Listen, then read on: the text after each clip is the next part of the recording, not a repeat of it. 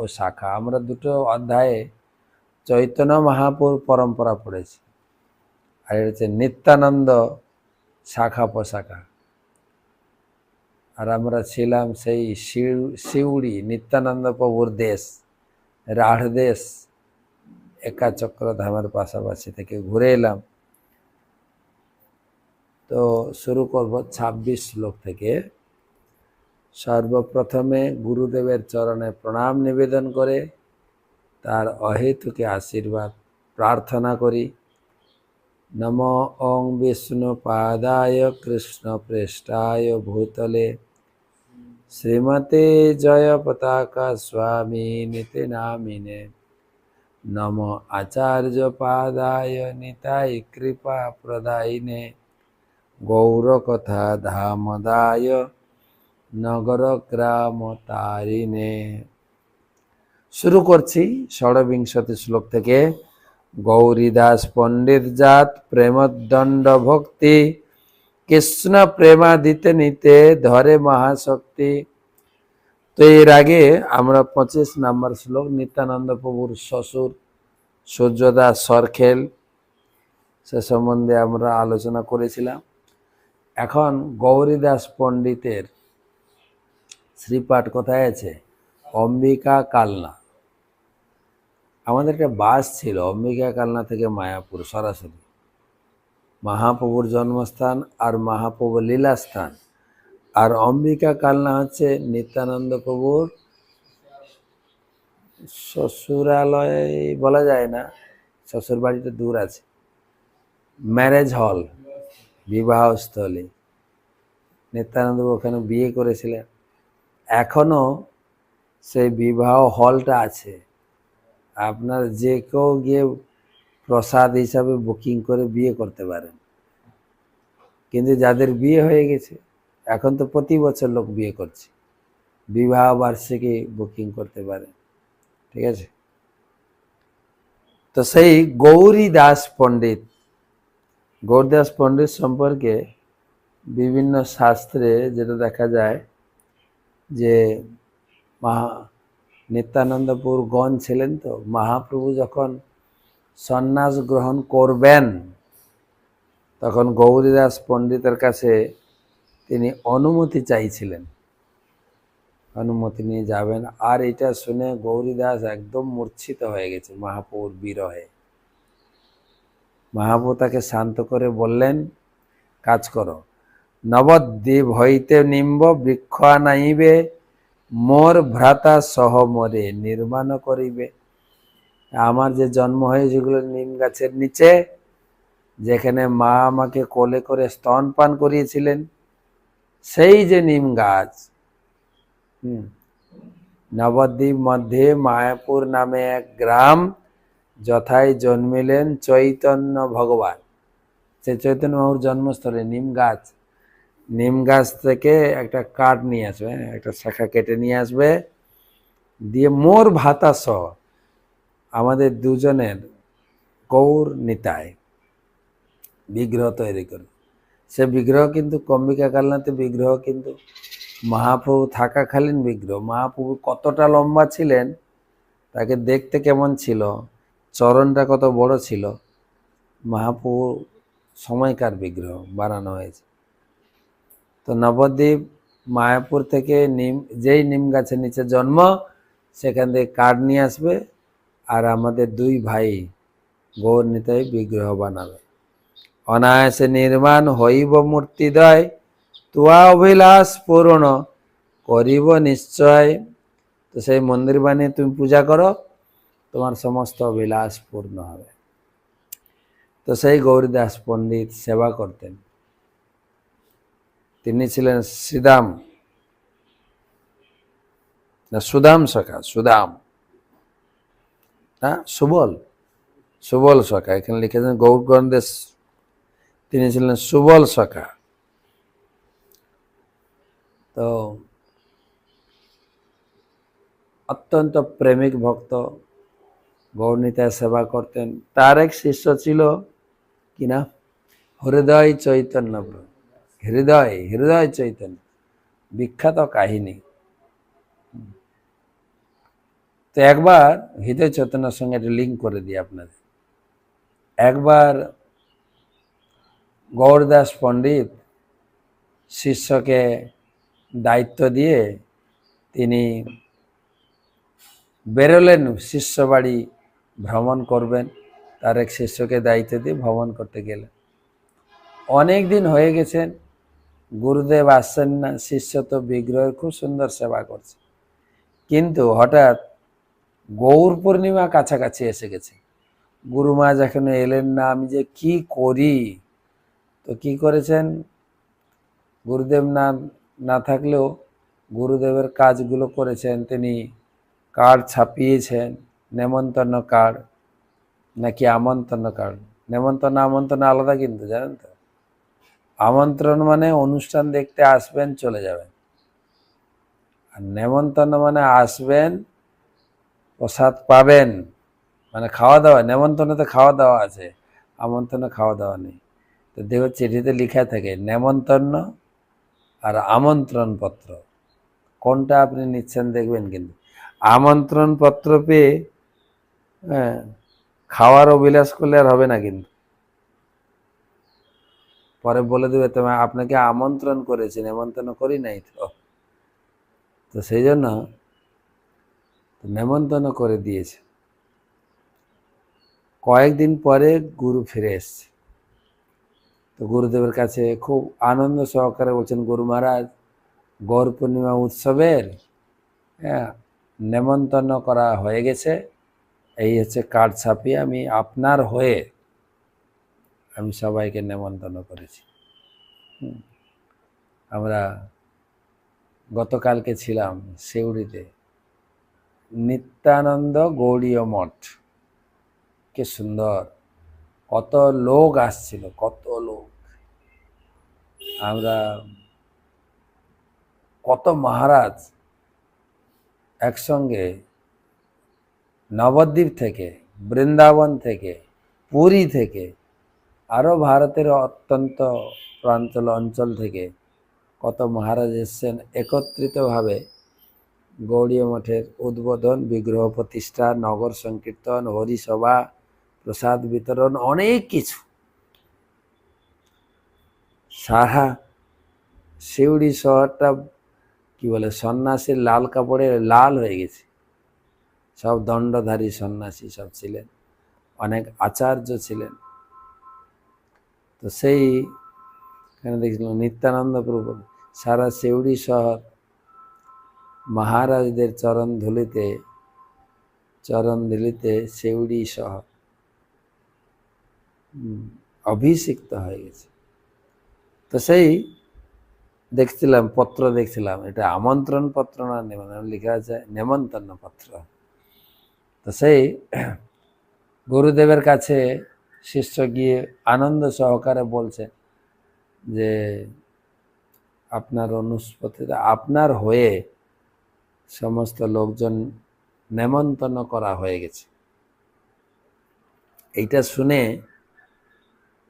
গৌরদাস পণ্ডিত অন্তরে খুশি হয়েছেন, বাইরে রাগ দেখিয়েছেন। আমার অনুমতি বিনা তুমি এই সব কাজ করেছো কেন?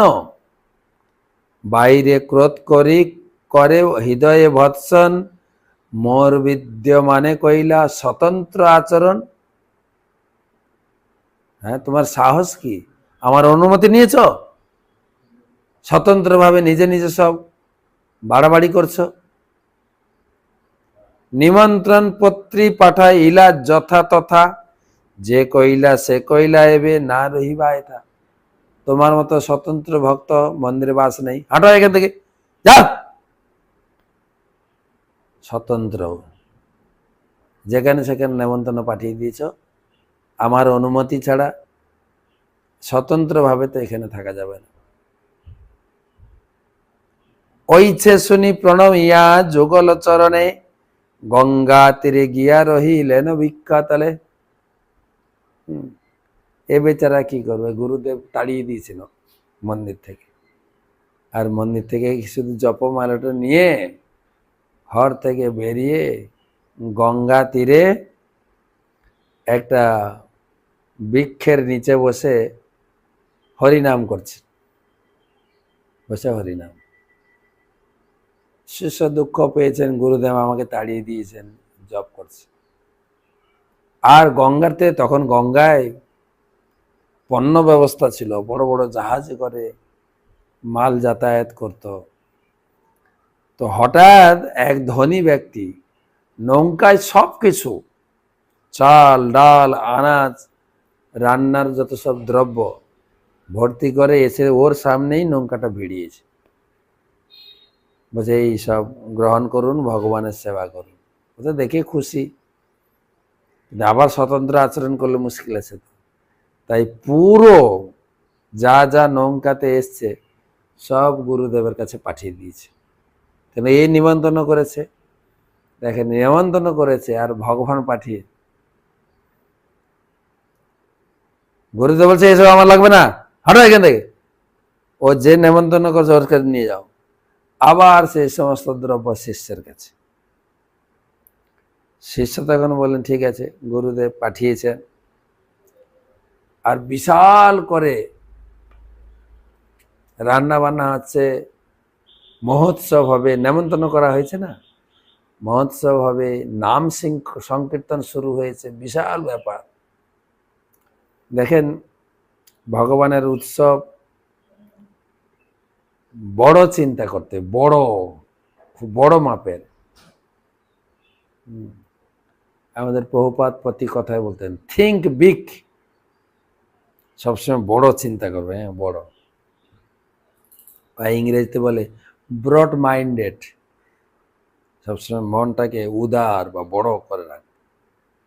ভগবানের উৎসব আমাদের মনে পড়ে গত 29 তারিখে, আজকে 2 তারিখ, 29 তারিখে আমরা উৎসব করলাম আমাদের পরমারাধ্য গুরুদেবের ব্যাস পূজা।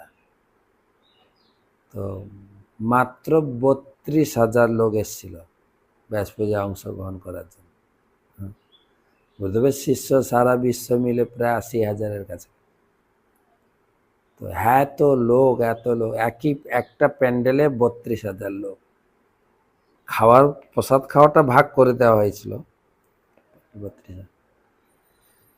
তো যখন আমরা অনুষ্ঠানের পরের দিন 30-31 তারিখ বসলাম, পর্যালোচনা অনুষ্ঠানের ভুল ভ্রান্তি, কোন দিকটা ভালো হয়েছে, কোন দিকটা আরো ভালো করা দরকার, আমরা প্রত্যেকটা অনুষ্ঠানে আমরা বসে পর্যালোচনা করি। তখন কিছু কিছু আমাদের সেবার ঘাটতি এসব ছিল, সেগুলো আমরা কি করে সংশোধন করতে পারি, রেকটিফিকেশন, তারও একটা উপায় বের করা হয়েছে। তো প্রশ্ন এলো, লোক যেভাবে ধীরে ধীরে অনুষ্ঠানে বাড়ছে, আমরা কি রেস্ট্রিকশন করে দেব না কি আস্থা? আমাদের যে মিটিং পরিচালনা করছিলেন তিনি বলছিলেন কখনো তো কমে না, বাড়ে। তো সামনে বছর আমাদের 50,000 লোকের ব্যবস্থা করতে, বেশি না, 50,000। তো টাকা পয়সা কোনো চিন্তা নেই, ভগবান পাঠান। আর সত্যি তাই, এখানে পড়ে আমার মনে হচ্ছিল ঘরে এক দানা কিছুই নাই, সারা দুনিয়া লোকে নেমন্তন্ন করে দিয়েছে। ভগবান পাঠিয়েছেন কিনা দেখেন, একদম লঞ্চ ভর্তি করে মাল এসছে।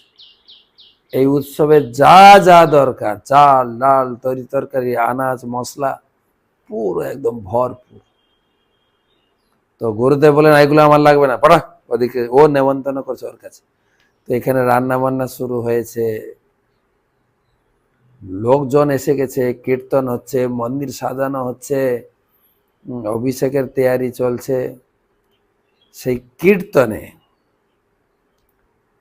কীর্তন এত জোরে কীর্তন শুরু হয়েছে, কীর্তনের আওয়াজ মন্দিরে শোনা যাচ্ছে। তখনকার দিনের মাইক ছিল না, কিন্তু সবাই ছিল অমাইক, ঠিক আছে। এখন তো মাইক না হলে হবেই না। আবার যারা গান গায়, বাপরে, তাদের কানে একটু কম শুনে বা কি জানে, আরো জোরে আরো জোরে। কালকে দিচ্ছিল গাইছিল খুব সুন্দর, কিন্তু কালকে দারুণ গাইছিল, তাই না? সব বৃন্দাবনের ভাব নিয়ে গাইছিল, দেখলাম সেই অনুষ্ঠান। তো মাইক ছিল না, কিন্তু কীর্তনের তাল, ধ্বনি, নৃত্য, আওয়াজ মন্দির পর্যন্ত পৌঁছে। আর গৌরনীতায় থাকতে পারেন, মন্দির ছেড়ে চলে এসছেন এখানে নাচতে। অ্যাকচুয়ালি নিত্যানন্দবাবু তো না নাচতে থাকতে পারেন না, ঠিক আছে? মা নিত্যানন্দবাবু সবসময় 4 জায়গায় থাকেন। কোথায় কোথায়? শ্রীবাস অঙ্গনে, সচিমাতার রন্ধনে, রাঘব ভবনে, নিত্যানন্দের নর্তনে। মহাপ্রভু 4 জায়গায় থাকেন। নিত্যানন্দ এসে নাচা শুরু করছেন, মহাপ্রভু কি করে? তো মন্দির ছেড়ে দুজন চলে গেছে। এদিকে দুপুর হয়েছে, তো এই গৌরদাস পণ্ডিত পূজারীকে বলছে, যাও ভোগ লাগিয়ে আস। ভোগের থালা নিয়ে মন্দিরে ঢোকে, ঠাকুর নেই, ঠাকুরই নেই। কোথায় গেল ঠাকুর? গৌরদাস বুঝতে পেরেছে, নিশ্চয়ই ওখানে গেছে। হাতে লাঠি নিয়ে চলছেন। নিতাই চৈতন্য দুই প্রভু প্রেমময়, নাচে সংকীর্তনের মধ্যে দেখো এ হৃদয়। হৃদয় চৈতন্য দেখতে পাচ্ছে গৌর নিতাই এসে নাচছেন, আর তার কি আনন্দ! কিবা সে নর্তন ভঙ্গি ভুবন মাতায়, জগৎ করয়ে আলো দোহার শোভায়। গৌর নিতাই সেই নাচের আসরে এসে গেছেন। তাদের দুজনের যে জ্যোতি, স্বয়ং ভগবান না, সারা এখানে কীর্তন মণ্ডপী ঝকমক ঝকমক করছে। দোহমুখ চন্দ্রে সে চন্দ্রের গর্ব নাশে, হৃদয়ানন্দের নেত্রে আনন্দ বরিছে। চন্দ্রের গর্ব নাশে মানে নিত্যানন্দ চন্দ্র আর গৌরচন্দ্র, এই 2 চন্দ্র রয়েছেন এখানে না, ওই চন্দ্র ফাঁকাশে হয়ে গেছে। চন্দ্রের গর্ব নাশে, ওই চন্দ্রের গর্ব চূর্ণ, এই 2 চন্দ্র এখানে রয়েছে। আর এই দেখে হৃদয় চৈতন্য আর চোখে জল ধরছে না, ঝরঝর করে আনন্দে কেঁদেই যাচ্ছে। আমার কীর্তন মণ্ডপে গৌর নিতাই এসে গেছে।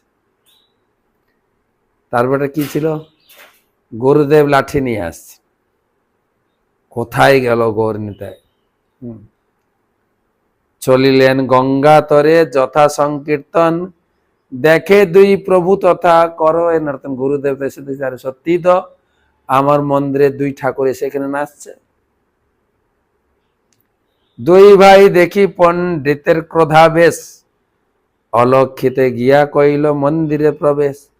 গুরুদেবের রাগ, মন্দির ছেড়ে এখানে শিষ্যর এখানে নাচানাচি, লাঠি নিয়ে আসছে তো, আর ক্রোধ খুব। দেখে গৌর নিতাই ভয়ে গিয়ে মন্দিরে ঢুকে গেছে। চৈতন্য চন্দ্রের এই অদ্ভুত বিলাস, প্রবেশে হৃদয় হৃদয় দেখে গৌরী দাস। গিয়ে দেখলেন, গিয়ে মন্দিরে ঢুকলেন, আবার দেখছেন আরেকটা সিন, 2টো সিন একসঙ্গে। মন্দিরে ঢুকলেন, আবার দেখছেন শিষ্যর হৃদয়ে প্রবেশ করে, শিষ্যর হৃদয়ে যেন নাচছেন, গুরুদেব দেখছেন। এই 2টো চিত্র দেখলেন। আর এইটা দেখে গুরুদেব আর সেই আনন্দ, আমার শিষ্যের হৃদয়ে গৌর নিতাইয়ের নিবাস। প্রেমের আবেশে বাহু প্রসারিয়া ধায়, হৃদয়ে করয়ে কোলে উল্লাস হিয়ায়। দৌড়ে গেছেন, বাহু প্রসার করে শিষ্যকে জড়িয়ে ধরেছেন বুকে। হরি বল। হৃদয়ের প্রতি কহে, তুই ধন্য ধন্য, আজি হইতে তোর নাম হৃদয় চৈতন্য। আজ থেকে তোমার নাম হলো, তার নাম ছিল চৈতন্য দাস, হৃদয় চৈতন্য। তোমার হৃদয়ে চৈতন্যের নিবাস। এত কহি সিক্ত করিলেন নেত্র জলে, পড়িল হৃদয় লোটাই ইয়া পদতলে। এ ধরে বুকে জড়িয়ে ধরে গুরুদেব আনন্দে কেঁদে যাচ্ছেন। কত বড় শিষ্য আমি পেয়েছি, যার হৃদয়ে স্বয়ং মহাপ্রভু বাস করছে। গুরুদেবের চক্ষু জলে শিষ্য একদম অভিষিক্ত হয়ে গেছে, আর শিষ্য গুরুদেবের চরণে লুটি